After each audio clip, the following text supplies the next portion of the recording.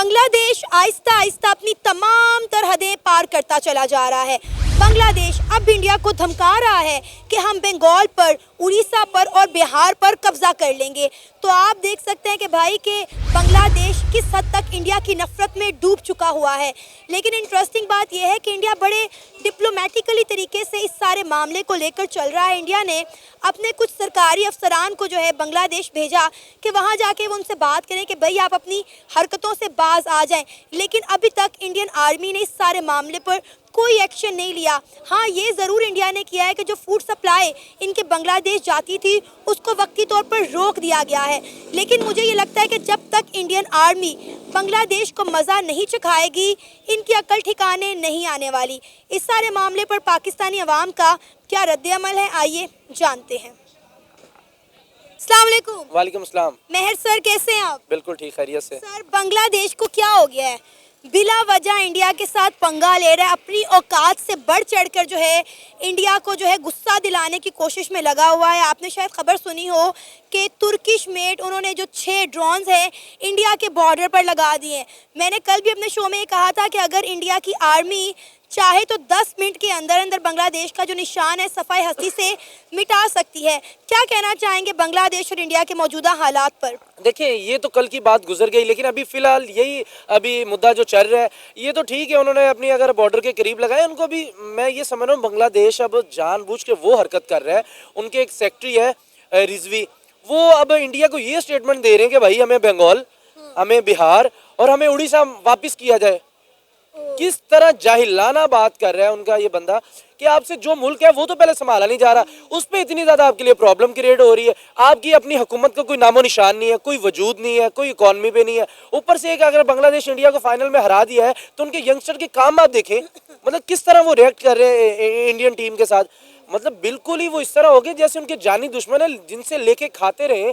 उनको इतनी लंबी चौड़ी आंखें दिखाने की जरूरत क्या पड़ गई, जो आपको 1971 से लेके आज तक पार रहा है, आज से 4 महीने पहले तक। और अभी भी कहीं ना कहीं इंडिया नहीं इनके साथ चाहता कि हम कोई लड़ाई में आए, हम टेबल टॉक पे। अगर इंडिया लड़ाई करना चाह रहा तो कब से इनको रिएक्शन आ जाना था इंडिया का। लेकिन इंडिया की जो हुकूमत बैठी हुई है इस वक्त, नरेंद्र मोदी, डॉक्टर जयशंकर, उनके वजीर दिफा अभिजीत बैठे, मेरा ख्याल आई थिंक उनका नाम है, तो वो सब इस चीज़ को सोच रहे हैं अगर हम बांग्लादेश को कोई नुकसान पहुँचाते हैं तो सबसे बड़े हमारे अपने ग्रुप को, हमारे अपने बिजनेसमैनों को होगा नुकसान। क्योंकि अडानी देख लें, कम से कम $854 बिलियन सिर्फ बिजली की मद में लेने हैं। और फिर जो उनके उधर वहाँ पर काम हो रहे, जो इंडस्ट्रियल एरिया लगा है, जो वहाँ मतलब बिल्कुल ही बेवकूफ़ों वाला काम, जाहिलानों वाला काम। यानी कि एक तो है गलती हो गई आपसे, अब गलती के ऊपर अगर गलती करें तो वो गलती नहीं होती, वो गलतान होता है। अब बांग्लादेश वो भी करने जा रहा है। यानी कि पहले आपने शेख हसीना वाजिद को निकाला, वो इंडिया जाके उन्होंने पनाह ली, आपने इंडिया के खिलाफ भाई इंडिया हमारे मामलात के अंदर आ रहा है। तो भाई बेवकूफ़ हो,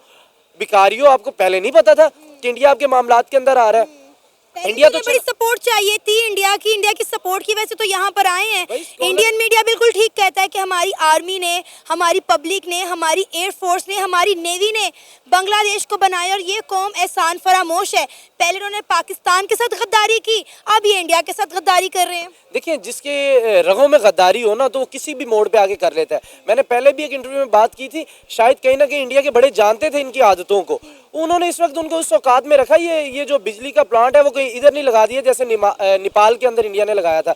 अब बात यह है कि स्कॉलरशिप भी आपको इंडिया प्रोवाइड की है, आपके यूथ को उन्होंने पढ़ाया, फिर क्रिकेट में आपको उन्होंने सपोर्ट किया, फिर इंडस्ट्रियल के अंदर। यानी कि कोई एक चीज़ ऐसी बता दें जहां पर इंडिया ने आपको सपोर्ट ना किया। और लेकिन देखिए, आपने ठीक है शेख हसीना वाजिद का तख्ता पलटा, मैं इस चीज़ पे अग्री हूँ, अपने अपने मुतालबात होते हैं कौम के। लेकिन ये कौम का काम नहीं, ये किसी मुल्क का काम नहीं है कि आप बॉर्डर पार किसी के साथ अपने मामलात खराब करें। और सोने के ऊपर सुहागा, ये वो कह रहे हैं हमें उड़ीसा दे दो, बंगाल दे दो और बिहार हमें दे दो। यानी कि जो आपके पास है वो ही नहीं आपका। अभी बांग्लादेश के मजीद टुकड़े होने, आप देखिएगा बांग्लादेश के साथ मजीद क्या होता है। और आप इंडिया को हिट करने जा रहे हैं कि यार इंडिया हमारे मामलात को देखें। भाई वो कुछ छोटी इकॉनमी नहीं। देखिए, ये होता है एक छोटी कौम की सोच, एक बड़ी कौम की सोच। इंडिया की लद्दाख में लड़ाई चल रही थी चाइना के साथ, लेकिन उन्होंने क्या, अपनी ट्रेड नहीं रोकी, तिजारत उसी तरह जारी रही, एक्सपोर्ट इम्पोर्ट उनके साथ करते रहे। उन्होंने कहा भाई एक बॉर्डर की जंग एक साइड पे, इकॉनमी की जंग एक साइड पे, वो हम लड़ेंगे। जैसे कि आप देख रही हैं कि इंडिया मोस्ट पॉपुलर कंट्री और ग्लोबल वर्ल्ड में अपना एक नाम बना चुकी है। इजराइल के साथ वो देखें अपनी जो है तिजारत वो कर रहे हैं। उनसे 300 मिलियन डॉलर की उन्होंने कुछ तिजारत उनको दिए और 200 मिलियन डॉलर लिए, यानी कि उनसे कुछ हार्डवेयर जो डिफेंस के सिस्टम में होते हैं वो उनसे उन्होंने लिया है इजराइल से, क्योंकि उनको पता है कि इजराइल नो डाउट बहुत बड़ा एक आपको पता है उनकी जो आप इकोनॉमी में देख लें उनको, फिर उनका आप जो उनकी टेक्नोलॉजी है वो बहुत बड़ी टेक्नोलॉजी है, उससे कोई भी डिसएग्री नहीं कर सकता। इतनी बड़ी मतलब इंडिया कहीं ना कहीं फ़लस्तीन के साथ भी जुड़ा पड़ा, लेकिन वो ये भी कहता है कि दो रियासती हल होने चाहिए, लेकिन वो अपने बिजनेस इंटरेस्ट को कहीं पे भी नहीं दफन होने दे रहा।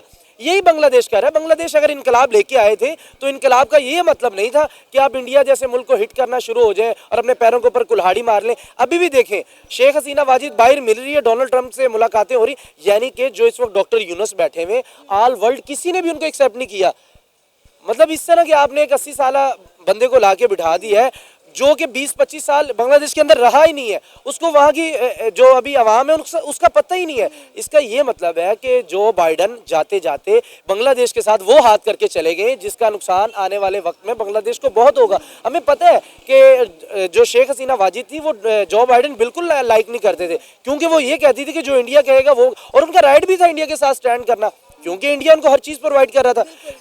अमेरिका ने तो कुछ भी नहीं बांग्लादेश को दिया, अगर कोई दिया है तो डायरेक्टली नहीं दिया, बाय हैंड होता हुआ इंडिया के थ्रू हुई उन्होंने दिया है, क्योंकि उनको भी पता था कि बांग्लादेश वालों को हम डायरेक्टली क्या उनसे, यानी कि अगर वो क्या देते, मिसाल के तौर पर जैसे हम IMF से कर्जा लेते हैं तो हम कहते हैं ये हमारा मोटरवे भाई गिरवी रख लो या ये हमारा एयरपोर्ट, और भीख मंगों के पास कुछ था ही नहीं, वो बिल्कुल ही एक नकारा किस्म की कौम है। 1971 में हमारे साथ आपने गद्दारी की, अगर उसके बाद आप लोगों ने इंडिया के साथ आपका बन गया ताल्लुक, उससे भी आपने खराब कर लिया। आपको लगता है कि बांग्लादेश जो हरकतें कर रहा है ये इंडिया के साथ लड़ सकता है? इनके पास तो बिजली अपनी नहीं है, लड़ने वाला सवाल ही नहीं पैदा होता। वो अगर बिजली बंद कर दें तो वैसे 8-10 दिन में वैसे मर जाएंगे, मतलब लड़ने की क्या बात होती है, आप इनके साथ नहीं लड़ सकते।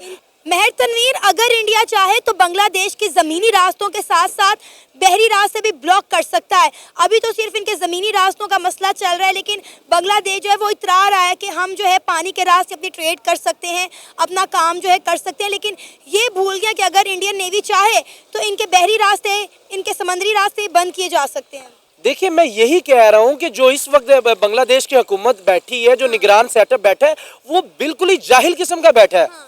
मतलब इंडिया से आपने गुजर के जाना, कौन सा आपका समंदर का रास्ता अलग हो जाएगा जाके आगे से आप कह रहे हैं कि हम समंदर पहले पानी में जा रहा होगा हमारा बेड़ी जा, तो जैसे इंडिया की हद आएगी हम उड़ के चले जाएंगे। मतलब बिल्कुल जाहिलाना सी बात है, कुछ समझ में नहीं आ रहा करना क्या जा रहे हैं, करने क्या ये जा रहे हैं। मतलब आपको अब मजीद अपनी गलती के ऊपर शर्मिंदा होना, माफ़ी मांगना, आप मजीद आप आगे तरा रहे हैं, मजीद आप अकड़ दिखा रहे हैं इंडिया को। और भाई इंडिया के साथ आपका मुकाबला नहीं बनता, इंडिया के अगर ऐसे चुटकी एक बजाए तो आपकी तो मैं कह रहा हूँ मुल्क रहना ही नहीं है। और इंडियन आर्मी बड़े तहम्मुल से, सिर्फ नरेंद्र मोदी की वजह से, सिर्फ और सिर्फ डॉक्टर जयशंकर की वजह से, वो कह रहे हैं यार इनको टाइम दो, क्योंकि अभी मतलब ये गलत हाथों में लोग खेल रहे हैं, कुछ सब्र करो। हालांकि इंडिया के साथ क्या मुश्किल है, इंडियन आर्मी चाहे तो ज्यादा नहीं, मेरे ख्याल एक दिन में पूरे बांग्लादेश को उड़ा के साइड पे रख दे, कुछ भी नहीं कर सकते भाई। उनको पता है कहाँ पर इन्होंने क्या किया। अच्छा, जिन हथियारों के ऊपर ये अकड़ा रहे हैं, ये दिए किसने इनको? इंडिया ने दिए हैं, इंडिया ने दिए यार। अपना आप डिफेंस मजबूत करें, कहने का मतलब है कि इंडिया ने जो दिए हैं, इंडिया ने आपको दे तो दिए, अब इंडिया के पास उसका हल भी है। ये ना सोचे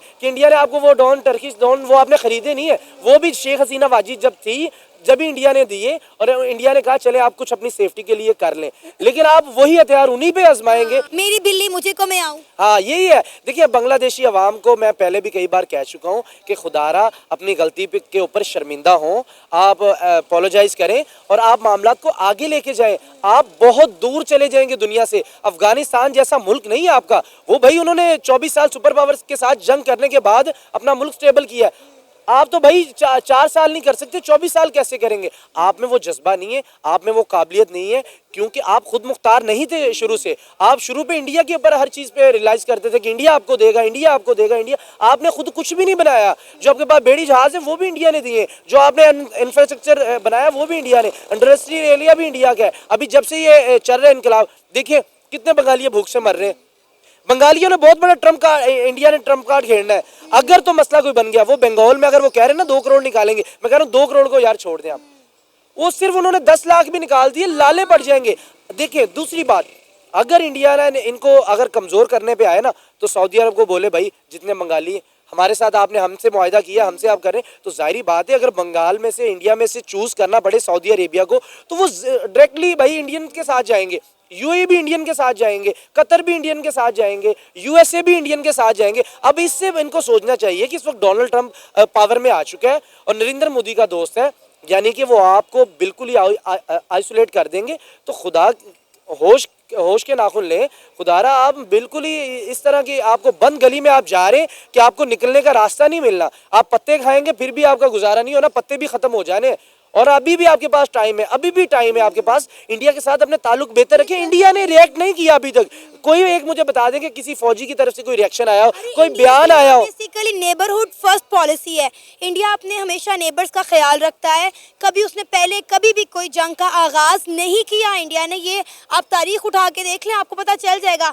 पाकिस्तान अक्सर इंडिया पे ये मलबा डालता है, जो कि वो भी आपको पता है गलत है। हमारी तारीखी किताबों में लिखा कुछ और है, असलियत कुछ और है। देखिए वो तो एक बिल्कुल ऐसे ही है कि जो देखें जो बड़ी इकॉनमी का बंदा होता है ना, वो कोई भी मुल्क हो जिसके पास बड़ी इकॉनमी है, वो ये जंग से बड़ा कतराएगा।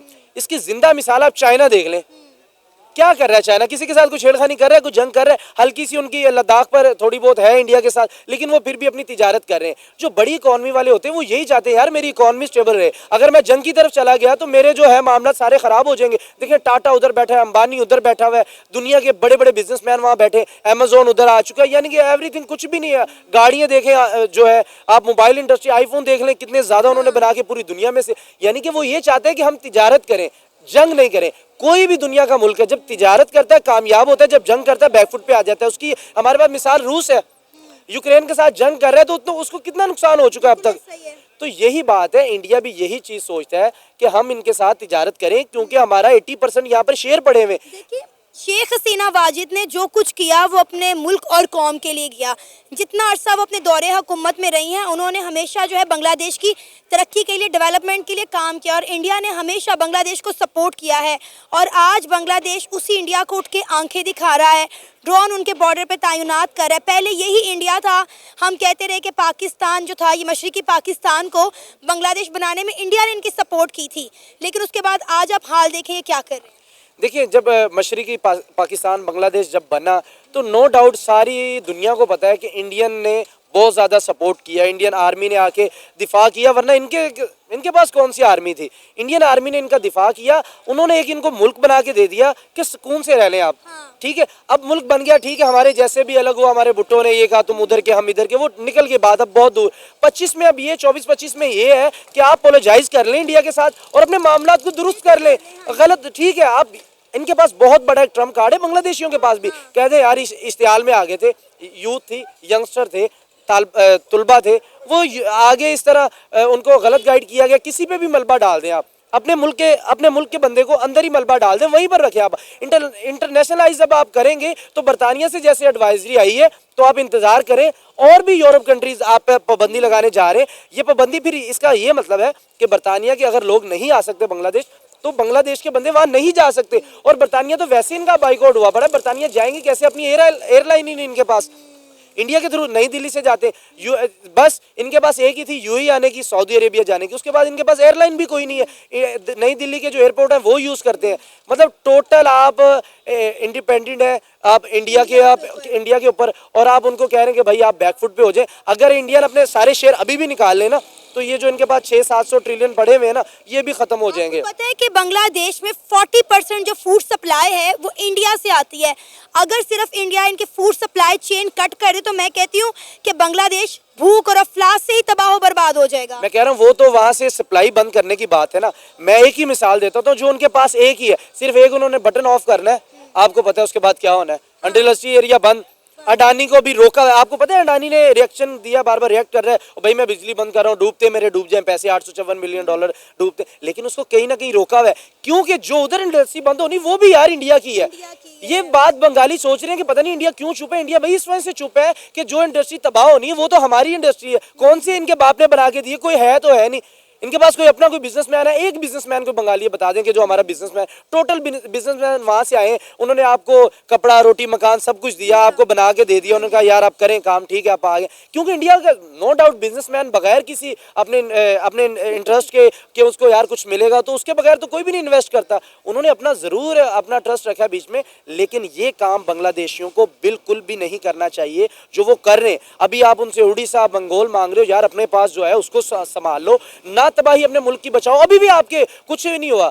जो अगर कहते हैं ना कि सुबह का भूला अगर शाम को घर आ जाए तो उसको भूला नहीं कहते। आप लौट जाओ अभी भी यार, आप बात कर लें, कह दें यूथ पे डाल दें, आप किसी और पे डाल के अपने मुल्क को स्टेबल करें। अगर डिसेबल आपका मुल्क हो चुका है, मजीद आप नहीं बर्दाश्त कर सकते कि आपका मुल्क इस हद तक जाए कि आप डिस्टेबलाइज हो जाए और आपका पूरी दुनिया के साथ राब्ते मुनक़ता हो जाए, आपको बहुत बड़ा लॉस होगा। ये मैं आज पेशगोई कर रहा हूँ। अगर जिस तरह ये अभी भी नहीं बाज आ रहे बांग्लादेशी, और जब इंडियन आर्मी ने रिएक्ट करना शुरू किया तो भाई भागने की जगह नहीं मिलेगी। पाकिस्तान वाले हम तो आपको कम से कम नहीं घुसने देंगे, क्योंकि आपने पाकिस्तान के 2 टुकड़े किए। हम तो बिल्कुल आपके साथ नहीं चाहते। मैं तो कहता हूँ बांग्लादेश के साथ ताल्लुक रखना ही नहीं चाहिए एज ए पाकिस्तानियों को, क्योंकि ये तो ऑलरेडी हमारे साथ। इन्हीं को देख के तो कश्मीरी भी यही बात करते हैं, यानी कि वो इनको देख के तो कहते हैं भाई हमें भी कश्मीर का मामला है वो अलग चाहिए, ये चाहिए। इनकी वजह से हमारे गिलगित के मामला भी खराब होते हैं। तो इनको तो हम तो पाकिस्तानी तो नहीं, बिल्कुल भी हम इनको मानने को तैयार ही कि हमारे मुल्क में आए या हमसे बात करें, हमसे।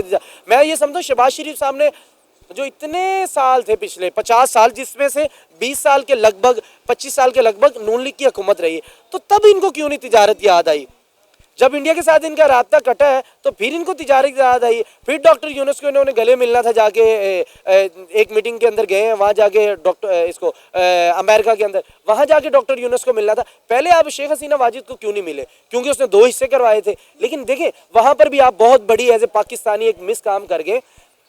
जब शेख हसीना वाजिद थी, जब वो पूरी दुनिया के साथ अपने मामला दुरुस्त कर रही थी, आप तब करते इनके साथ मामला दुरुस्त। अभी आप क्यों आप गलत दुनिया के सामने इम्पैक्ट डाल रहे कि भाई ये जो इनकलाब आया है वो पाकिस्तान कहीं ना कहीं उसमें इन्वॉल्व है? देखें आप उनकी खबरें बंगालियों की, वो कह रहे हैं कहीं ना कहीं पाकिस्तान इन्वॉल्व, यानी कि बेतुके तरीके से। हम तो अपने मुल्क के साथ नहीं इन्वॉल्व हो पा रहे, तो अपने बंगालियों के साथ क्या इन्वॉल्व होना है? वो जैसे हैं खुदारा अपने मुल्क को बेहतरी की तरफ लेके आए और इंडिया के साथ अपोलोजाइज करते हुए आप अपने मुल्क को आगे ले जाएं। आपके पास भाई कोई अदलियात नहीं है, कैंसर का इलाज आप वहाँ करवाते हैं, बिजली आप वहाँ की लेते हैं, फूड आप वहाँ का यूज़ करते हैं, आप एयरपोर्ट वहाँ के यूज़ करते हैं, आपके पास जो गाड़ियाँ आती हैं वो वहाँ से आती हैं, आपके मोबाइल फ़ोन्स वहाँ से आते हैं, या टोटली आपकी चीज़ें वहाँ से आती हैं। अगर वो उन्होंने देना बंद कर दिया, रिएक्शन आपके साथ कोई भी एशिया का मुल्क नहीं खड़ा होगा। कम से कम पाकिस्तान नहीं खड़ा आपके साथ चाइना नहीं खड़ा आपके साथ, फिर आपके साथ देख लें और अनदर कंट्रीज़ हैं जो आप दुबई से कमाते हैं, सऊदी अरब से कमाते हैं, रूस, आपको किसी ने नहीं भाई लेना।